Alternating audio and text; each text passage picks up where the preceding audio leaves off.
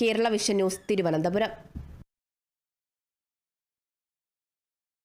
സംസ്ഥാനത്ത് തന്നെ ഏറെ ശ്രദ്ധേയമായ മത്സരം നടക്കുന്ന ഇടങ്ങളിലൊന്നാണ് കട്ടപ്പന നഗരസഭയിലെ 22-ാം വാർഡ്. മുൻ MLA-യും AICC അംഗവുമായ EM അഗസ്റ്റിനാണ് ഇവിടുത്തെ UDF സ്ഥാനാർത്ഥി. KSRTC മുൻ ജീവനക്കാരനും CPIM-ന്റെ ജനകീയ നേതാവുമായ CR മുരളിയാണ് മുഖ്യ എതിരാളി. കോൺഗ്രസിലെ ചേരിപ്പോരും വിവാദങ്ങളുമാകും ഇവിടെ വിജയപരാജയങ്ങൾ തീരുമാനിക്കുക. 3 തവണ MLA, ജില്ലാ bank president, KPCC general secretary, DCC president, നിലവിൽ AICC അംഗം. EM അഗസ്തി വഹിച്ച പദവികൾ നിരവധി. ഇത്തവണ നഗരസഭാ തിരഞ്ഞെടുപ്പിലേക്കുള്ള അഗസ്തിയുടെ എൻട്രി അപ്രതീക്ഷിതം. UDF ഭരണം നിലനിർത്തിയാൽ ചെയർമാൻ സ്ഥാനം ഇദ്ദേഹത്തെ തേടിയെത്തും. അതുകൊണ്ട് തന്നെ EM അഗസ്തിയുടെ സ്ഥാനാർത്ഥിത്വം വെട്ടാൻ A വിഭാഗം കിണഞ്ഞു ശ്രമിച്ചു. പക്ഷേ വിജയിച്ചില്ല. ഇല്ല, അങ്ങനെ വലിയ വിവാദങ്ങളൊന്നും ഇല്ല. വളരെ കുറച്ച് പ്രശ്നങ്ങളേ ഉള്ളൂ. അതെല്ലാം പരിഹരിക്കാൻ പറ്റും. ഇതിനു മുമ്പുള്ള തെരഞ്ഞെടുപ്പിലും ഇതിനേക്കാൾ വലിയ പ്രശ്നങ്ങളൊക്കെ ഉണ്ടായിരുന്നു. UDF ഒരു എല്ലാവരുടെയും ഒരു കൂട്ടായ്മയാണ്.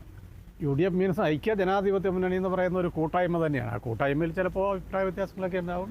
അത് പരിഹരിക്കും. ആരെയും ഞങ്ങൾ അങ്ങനെ നിയന്ത്രണത്തിന് അടിച്ചേൽപ്പിക്കുന്നതല്ല UDF-ൻ്റെ സംവിധാനം. ഞങ്ങളെ സംബന്ധിച്ച് ഞങ്ങൾ പൂർണ്ണ ഐക്യത്തോടെ പോകും. വളരെ പക്വതയുള്ള ഉത്തരവാദിത്തമുള്ള ആളുകളാണ് നേതൃനിരയിൽ നിൽക്കുന്നത്. അതുകൊണ്ട് നേതൃത്വപരമായ യാതൊരു തർക്കവും ഞങ്ങളുടെ ഭാഗത്തുണ്ടാവത്തില്ല. ജനങ്ങൾ ഞങ്ങൾ അർപ്പിക്കുന്ന വിശ്വാസത്തിന് പൂർണ്ണമായ ഉത്തരവാദിത്തത്തോടെ തന്നെ പ്രവർത്തിക്കും. KSRTC മുൻ ജീവനക്കാരനും CPIM ലോക്കൽ സെക്രട്ടറിയുമായ CR മുരളിയാണ് ഇടത് സ്ഥാനാർത്ഥി. ഈ നാടിൻ്റെ നന്മയ്ക്ക് വേണ്ടി എന്തെല്ലാം കാര്യങ്ങൾ ചെയ്യാൻ കഴിയുമോ കാര്യങ്ങളെല്ലാം എൻ്റെ പൊതുപ്രവർത്തനവുമായി ബന്ധപ്പെട്ട് എനിക്ക് ചെയ്യാൻ കഴിഞ്ഞിട്ടുണ്ട്. KSRTCയിലെ ഒരു തൊഴിലാളിയായി പ്രവർത്തിക്കുന്ന സമയത്ത് എൻ്റെ ഏറ്റവും വലിയൊരു ആഗ്രഹം കട്ടപ്പനയിൽ KSRTCയുടെ ഒരു ഡിപ്പോ കൊണ്ടുവരിക എന്നുള്ളതാണ്.